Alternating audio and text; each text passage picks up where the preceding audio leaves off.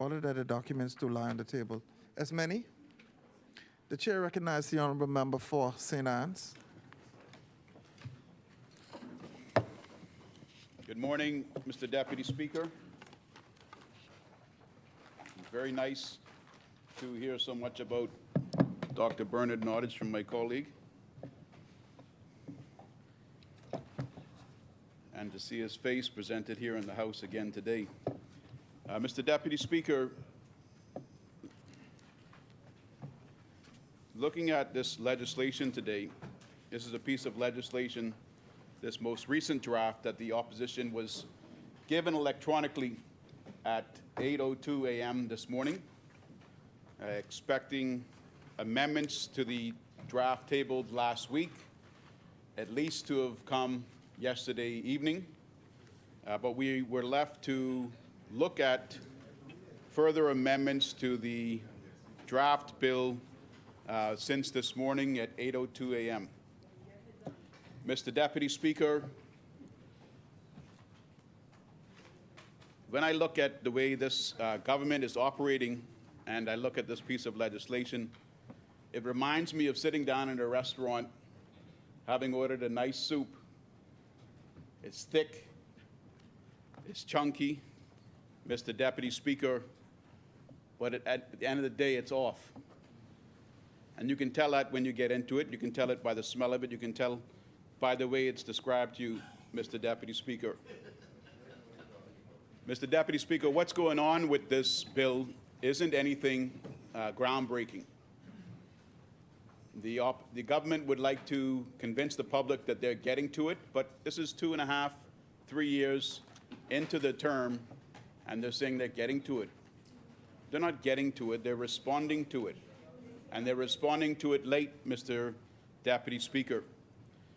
Mr. Deputy Speaker, the issue of bail in this country is one created by a lack of resources and empowered judiciary.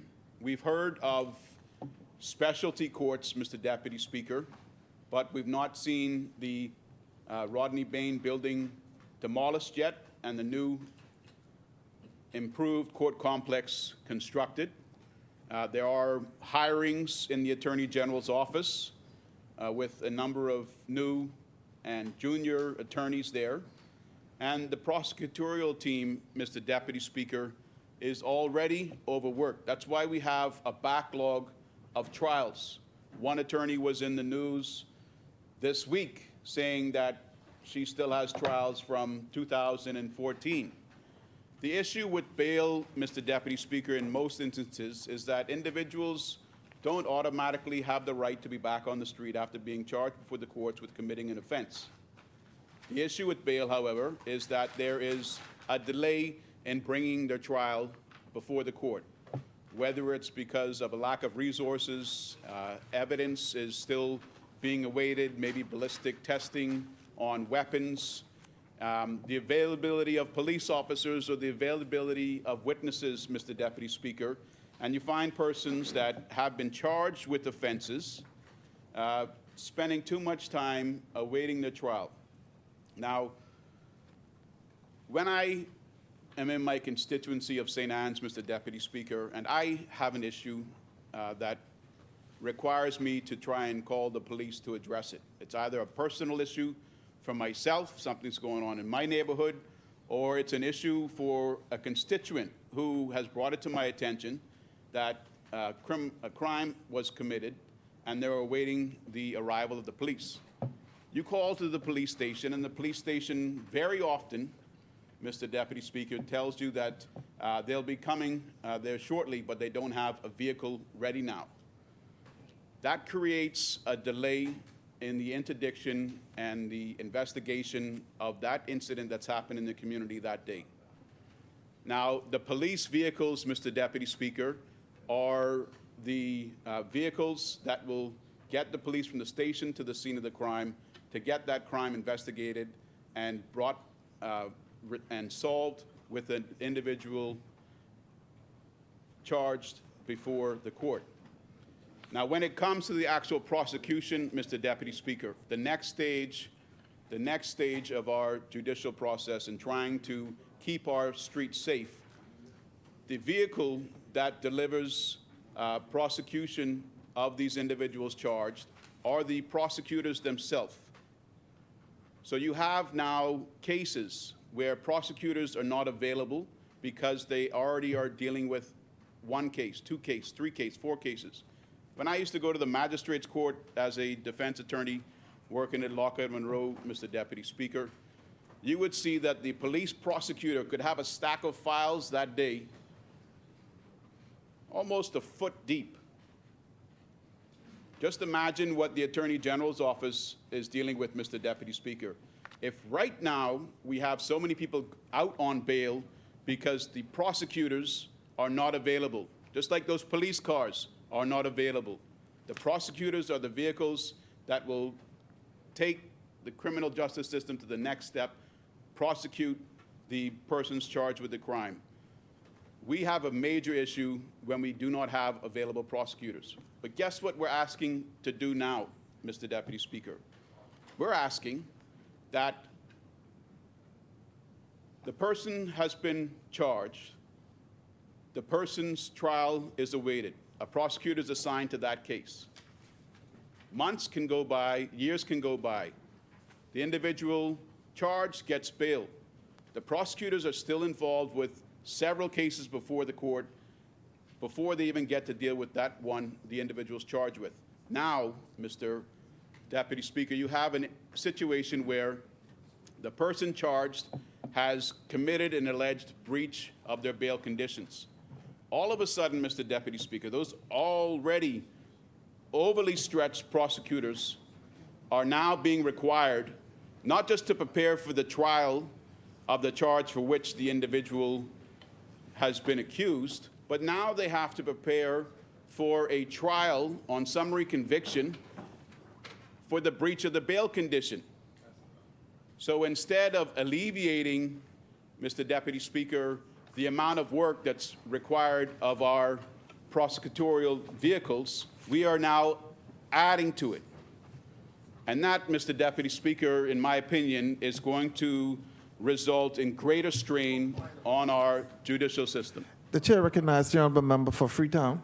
The Speaker, the current law deals with breach of bail conditions, which are currently tried in the magistrate's court, currently prosecuted by police prosecutions.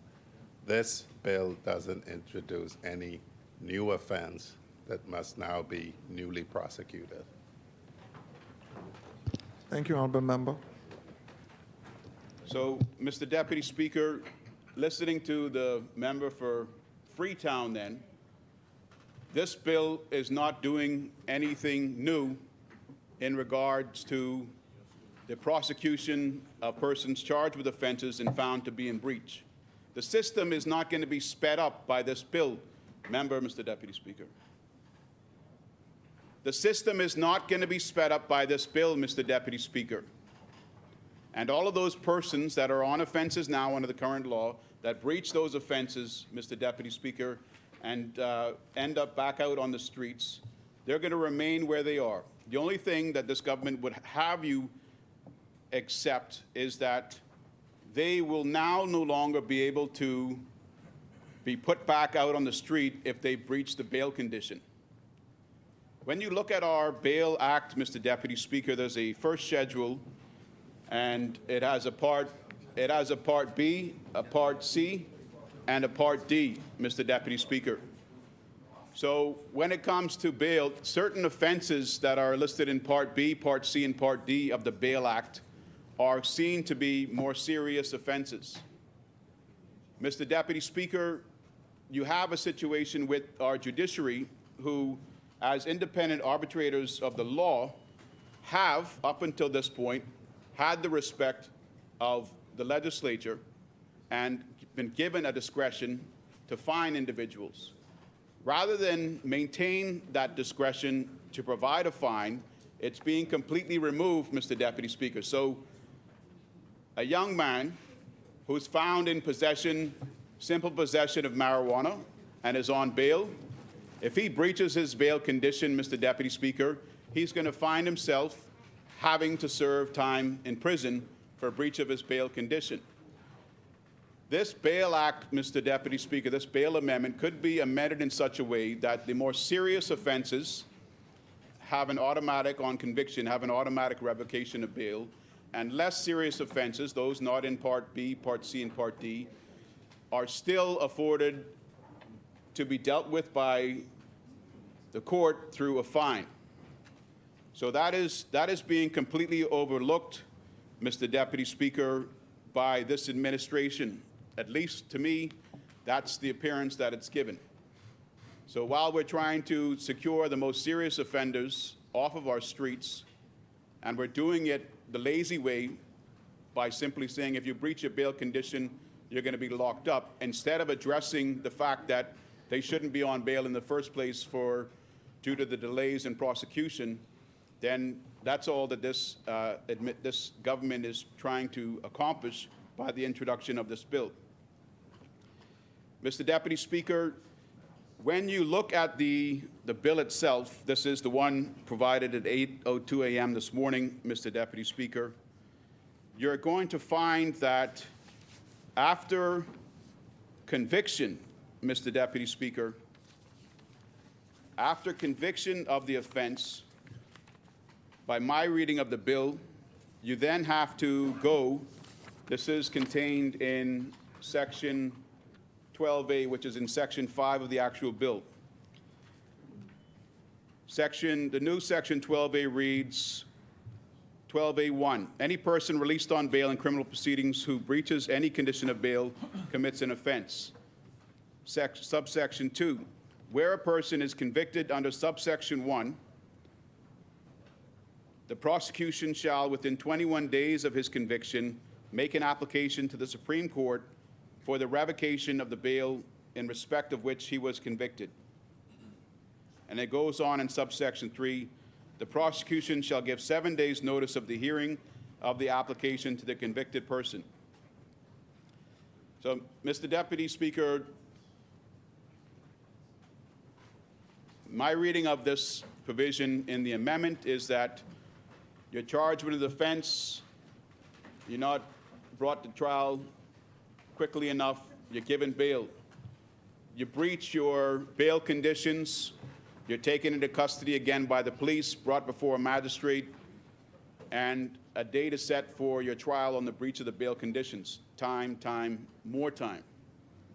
You go through the trial process, which, just like any other regular trial, unless there's a bail court going to be established as one of these specialty courts, goes through the process, just like any other trial, of requiring the witnesses to have availability to attend.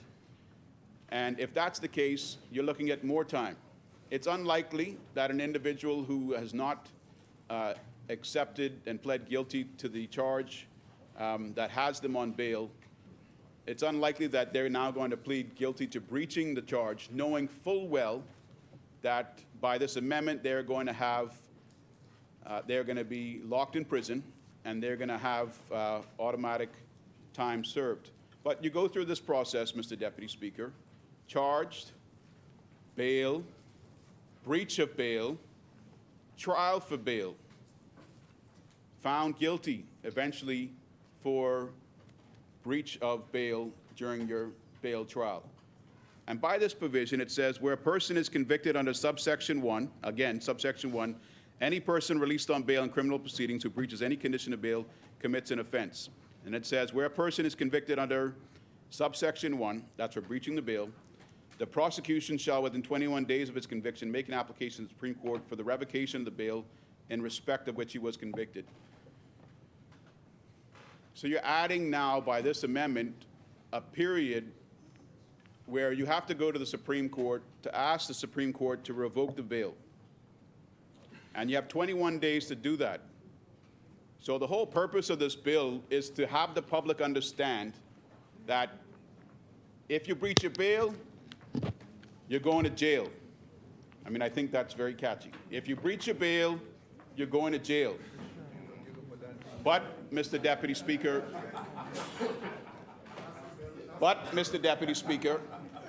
like I said earlier on with that thick soup that ain't quite right, you got to think is this actually going to be what happens in most cases, every case, in a minority of cases? You're depending upon those prosecutorial vehicles, the prosecutors, to have enough time not only to deal with the backlog of cases they're dealing with now, but to be present. It may be happening in certain instances where you have to be present for breach of bail conditions, but we're finding a lot of people are back out on bail. Maybe it's because where are the statistics? Can we have the statistics on how many people who have been found to have breached bail actually go through a trial to see if they've been determined to have in fact breached that bail? Are the prosecutorial vehicles already showing up? Maybe the prosecutorial vehicles are not already showing up, and maybe giving them something else they have to do after completing the trial of someone found to have breached their bail conditions to now also have to go to the Supreme Court within 21 days and request the bail actually be revoked. Maybe it's too many things that it's never going to get done. It looks like a juicy soup, but really, it ain't right. What's wrong about it is that there's too many layers. If we really want to have people charged with offenses face justice and back off of our streets, then we need to find a better solution so that you don't have an added layer of appearing before the Supreme Court for the bail to be revoked. And guess what? Even after you go through the process of being charged, awaiting trial, being given bail, being out on bail, breaching bail, being brought back before the court for breaching bail, being tried for bail, being convicted for bail, now having to appear before the Supreme Court for them to request the revocation of your bail. What's the reality? Is it possible that the Supreme Court won't revoke your bail? That's another element that the public isn't quite certain of. I'm not quite certain of. And then on top of that, you'll see by this amendment, you got Section 8A, where you can not only do you have to deal with a request to revoke the bail in Supreme Court, but there's still an option for the prosecutors and for the person whose bail has been revoked to appeal to the Court of Appeal. It's only then by this legislation that the individual whose bail has been revoked and they appeal to the Supreme Court, it's only then that this amendment requires that individual who's charged with the offense be remanded until their appeal is pending. Now, what are they going to be appealing in the Court of Appeal? Is it possible that when they appeal to the Court of Appeal that the court will make a conclusion that even though they breached the bail conditions and they're in breach of the Bail Act, that the Supreme Court has gone through the 21-day process and revoked the bail, that the Court of Appeal will say, all things considered, we're going to allow this person back out on the streets? This is, as I said, a soup that ain't quite right. If you listen to the government side, if you breach your bail, you go to jail. But it's not really doing much to move our prosecutorial judicial system in the right direction. This is not going to have a major impact on stemming the amount of crime going on in our country and the amount of crime being committed by repeat offenders. I mean, just think of it. It just dawned on me. If I have a charge against me, maybe it's a serious charge against me. I'm out on bail because they haven't tried me in 3 years for murdering someone, which they think I did. I'm innocent until proven guilty. I'm out on the street, life is good. But now, they brought me back before the magistrate to charge me with breaching my bail conditions. They want to try me summarily.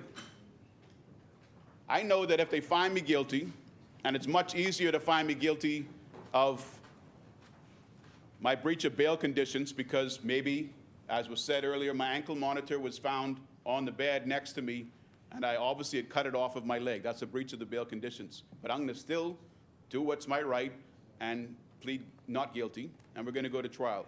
I know, now I know, I don't know about that murder before, but now I know the only thing that is going to happen when they find me guilty is that I am going to go to jail, and I'm going to have a conviction on my record. So I don't have nothing to lose now. I don't have nothing to lose, but I'm out on the street. I'm out on the street while my trial for the breach of the bail condition is pending, and I know the case against me is strong. I know the case against me is strong. I don't have nothing to lose. I'm going to go do that job. I'm going to go do that job for the head guy in my gang. I'm going to go and commit another crime. I know I'm going to jail. I need to go and find some money to leave for my family. I'm going to commit that armed robbery. If you want to take people off the streets, you need to have amendments that can pass the law, pass judicial review, and once the individual has breached the condition, make it so that the way you represent it to the public, it is actually true. If you breach your bail, you go to jail. Not if you breach your bail, you go through another trial. Not if you breach your bail and you go through another trial, you then have to appear in the Supreme Court, Mr. Deputy Speaker. Not if you breach your bail. Member, the chair Is it a recognizes the point of honourable order? member for Yes. Point of order. Freetown. Yes, Good. my lord. Mr. Deputy Speaker, the member is being misleading. He says that you have to comply with the law, but now he is suggesting that somebody can be found guilty of committing an offense without a trial, that is possible. That is possible. So if he is saying that we have to comply with the law, necessarily somebody has a right to contest an allegation. Thank you, honourable member. So, Mr. Deputy Speaker, they should be clear, and they should be clear with the public. It's not a case of you breach your bail, you go to jail. It's a case of you breach your bail and you'll have another offense that you have to answer to. And really, Mr. Deputy Speaker, which one on the government side can say that that's not the case right now? Okay? The length of time to have people that are reoffending while they're out on bail for serious offenses has not been diminished. Okay? So we have a serious issue right now. We have a serious issue right now in our country.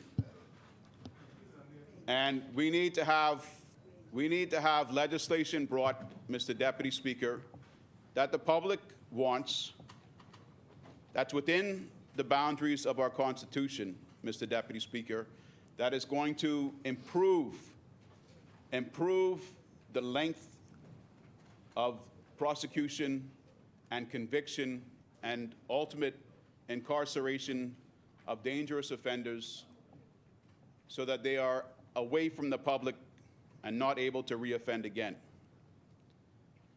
Mr. Deputy Speaker, when you look at this legislation and you go back to the government's idea of breach of bail and go to jail, if you're convicted, you should receive a sentence up to 5 years. But what's the minimum? What's the reality, Mr. Deputy Speaker? Is it that someone is going to get, we heard about small fines and people are back out? Is it that someone's going to get a day or 2 days and then they're back out? If we're going to have the public excited about breach of bail and go to jail, then let's give them some good meat in that soup and let's make it a fixed period. If not, the reality is we're going to put a greater burden. We're going to put a greater burden on our prosecutorial vehicles. Those people that are already overworked now, we're going to make them jump through hoops, and more hoops, and then we're going to find that the individual is getting a day, 2 days, or a week. What are we really accomplishing there? Now, it's left in the discretion of our judges to determine whether the individual's breach, are they going to be looking at the type of breach? Is it a serious enough breach? The chair recognizes the honorable member for Freetown. I've listened to my MP now, who clearly hasn't read the schedule to the bill, because the schedule to the bill says that it voids the actual bond, the recognizance. It's quite clear if you consider it as a whole. Thank you, member. Mr. Oh, sorry. Is he going to be able to be given time to contribute on the debate? I'd like to have mine. I'd like to have mine, Mr. Deputy Speaker, and I'm in the middle of mine. Now, Mr. Deputy Speaker, what my learned friend from Freetown just said, it is in the bill, but then that provision I spoke about where you have to come before the Supreme Court within 21 days to revoke the bail is also in the bill. When I spoke to him quarterly earlier on, he didn't even know that there was a 21-day period in here. That was the impression I got from his response. So we got a bad soup, Mr. Deputy Speaker, and that's all I'm saying about it. Now, we had two amendments, Mr. Deputy Speaker.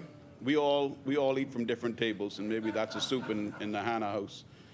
But Mr. Deputy Speaker, we had two amendments, I think in roughly 24 hours. So all we have to do, Mr. Deputy Speaker, is take a pause if a pause is needed.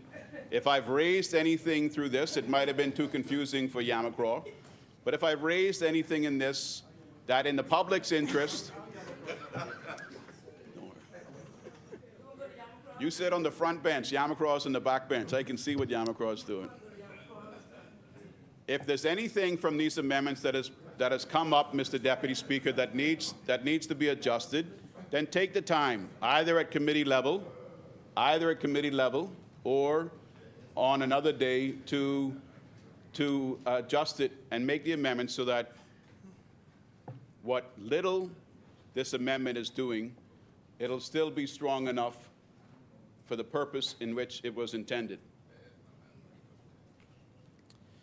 Mr. Deputy Speaker, as I conclude on this, I think that my contribution on the bail amendment bill is almost finished, Mr. Deputy Speaker. But if I can, I want to touch on something that's happening at the Department of Inland Revenue. We have a new system, a new portal system. Some people are saying that it's. He has 6 minutes and I call it a 30-minute speech. He has the ability to talk about other things. And you're one of the last people with no more authority to talk about this. Continue, my brother. Ignore that. Ignore that. Yeah. Let's go ahead, my brother. Continue. Continue. Breaking the rules may be something that some people have no issue with. But at the end of the day, it has to be relevant. If, in fact, St. Anne's can make it relevant to the bail amendment bill, he may have learned from Lockett and Monroe how you can make things relevant.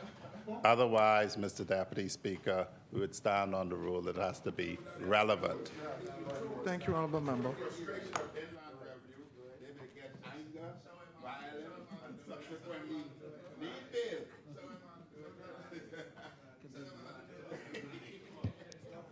businesses who want to comply with the law. So, Mr. Deputy Speaker, one of the factors of the recognizance under the Bail Act is the inclusion of sureties. Now, these aren't sureties like we would hope to have, where, you know, I can just come in and say, yes, I'm going to have Joe Fox in on court when he's expected to be in court, and you, the court in this instance, the judiciary, accepts my confirmation, my verbal confirmation. They go into the marrow of your bone, Mr. Deputy Speaker, with all of the questions and all of the information they want on you. They don't accept that you have land, Mr. Deputy Speaker, but you do need land in most instances if you're going to act as a surety, Mr. Deputy Speaker. Now, land in the Bahamas is subject to real property tax. Now, Department of Inland Revenue, Mr. Deputy Speaker, has carriage over real property tax, Mr. Deputy Speaker. And Mr. Deputy Speaker, this government has put the fear of God in Bahamians, Mr. Deputy Speaker, because they are telling them that they are going to sell their property if they don't pay their back taxes. There's issues of assessments not being accurate, Mr. Deputy Speaker. There's been issues of duplication of assessments. So if an individual, because of the Department of Inland Revenue, has their property taken away from them, they cannot act as surety for Joe Fox. Mr. Deputy Speaker, the issues of the Department of Inland Revenue are extremely important and relevant, not just to persons that find themselves in a position of having to pay sureties, but to individuals that have to go through the process of renewing their annual business license, file their VAT returns and pay their VAT on time, or have their business shut down. We have a financial secretary, Mr. Deputy Speaker, that appears to have tremendous control over the Department of Inland Revenue. And if anybody can resolve it, the public's opinion is that it is the financial secretary who can step in and do it. The public doesn't know, Mr. Deputy Speaker, why we had to switch over the holiday period while Junkanoo was all over the streets to a new system. The last system wasn't broke. This system has come in, it's broke. It's been broke on January 1st, and it's still broke on January 31st. No one in here can deny the The chair difficulties. recognizes the honorable member for Bain and Grantstown. Yeah, thank you very much, Mr. Deputy Speaker.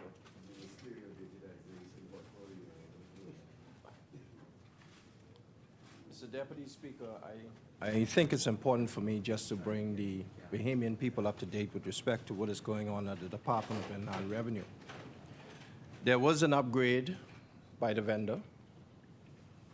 The vendor proceeded to complete the upgrade in a timely fashion. However, the resources on the network infrastructure were required. Those resources, again, by some challenges as it relates to the procurement system that was implemented before we had an opportunity to take office, and before we were shackled by the hands to abide by this procurement solution. Would take the vendor approximately 6 to 8 weeks for those resources to be on island, and for the vendor to have the application upgraded and installed on this particular infrastructure.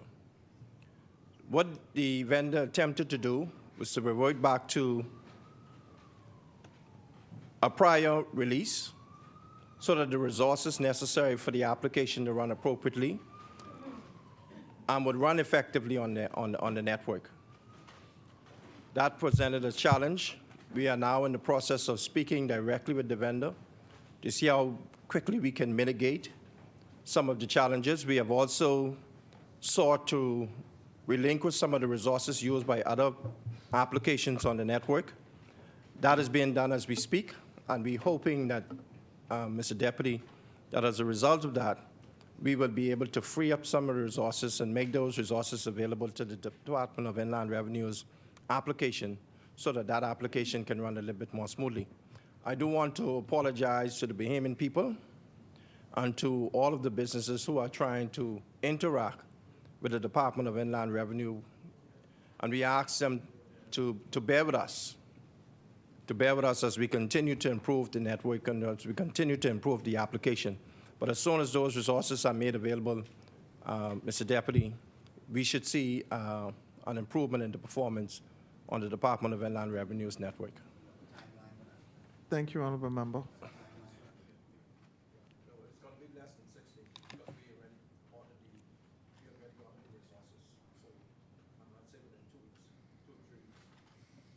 Thank you, Honorable Member. Thank you, Mr. Deputy Speaker. It doesn't, however, calm those persons that have not received a notice from the government advising them that the issues with the Department of Inland Revenue system will allow them to have an extension on the filing time. I mean, what was just described to me sounds like in 2 weeks or so we'll have the technology here, and we're going to go through the process we went through in Christmas, which is we're going to do some more changes, and we're going to hope that it works out. Now, I'm not an expert in the area, and I acknowledge that the member for Bain and Grantstown is the expert. But, Mr. Deputy Speaker, businesses can be closed down because they don't have their business license renewed. People can face extreme fines for not having the VAT submissions filed and paid by the deadline. It would be interesting, Mr. Deputy Speaker, to find out how much money has been collected so far since the beginning of the year for the renewal of business licenses and the VAT returns due at this period at this point in 2024 compared to the same point last year in 2023. I estimate it's in the millions, Mr. Deputy Speaker.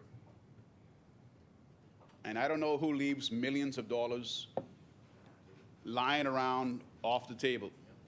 It must be putting a tremendous strain, Mr. Deputy Speaker, on our government. And we're finding it extremely difficult for households. You have persons whose businesses depend on a functioning system at the Department of Inland Revenue, not only for them to operate their shops, for instance, their tire and auto body mechanic yards, Mr. Deputy Speaker, but you have persons that are engaged, whether they're accountants or law firms or others, with assisting clients to get these online steps completed. Businesses, livelihoods, homes, school fees are all being jeopardized, Mr. Deputy Speaker, by the dysfunctioning state we find ourselves at the Department of Inland Revenue. Now, Mr. Deputy Speaker, I don't have anything further to say on that, but I do wish to extend my sincere condolences to Dr. Elwood Donaldson's family. Dr. Elwood Donaldson was one of the founding fathers of the Free National Movement. He was a dissident 8, a Free PLP, and a former PLP. I think that throughout his lifetime, Dr. Donaldson remained prepared to say what needed to be said, Mr. Deputy Speaker. And it's that type of character that we should encourage in our society. I still see it by men like Loftus Roker, and one individual that I've had an in-depth conversation with, Dr. Donaldson, was definitely another. So for his contribution, Mr. Deputy Speaker, I'd like to recognize him here now and extend my condolences to his family. And if I can, ask that you indulge with a moment of silence, Mr. Deputy Speaker. Yes. Thank you very much, Mr. Deputy Speaker. Thank you, Honorable Member.